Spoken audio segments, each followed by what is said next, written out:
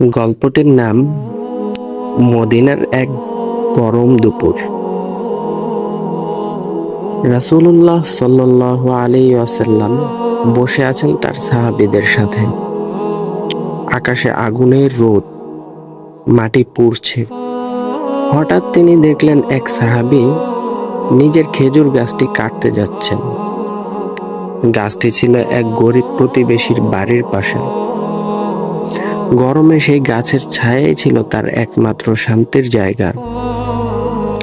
রাসূলুল্লাহ সাল্লাল্লাহু আলাইহি ওয়াসাল্লাম সাহাবীটিকে ডেকে বললেন, তুমি কি এই গাছটি আল্লাহর পথে দান করবে?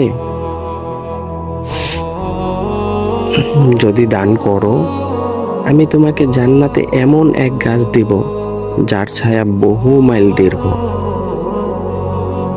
সাহাবী থমকে গেলেন। এই গাছটা তার খুব প্রিয়। তবুও তিনি মাথা নত করে বললেন, ইয়া রাসূলুল্লাহ, আমি দান করলাম।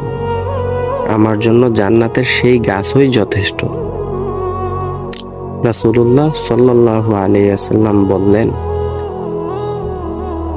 আমি দেখেছি আল্লাহ তোমার জন্য জান্নাতে সেই গাছটি লাগিয়ে দিয়েছেন যার ছায়া বিশাল, ফল সুস্বাদু আর শান্তি অফুরন্ত।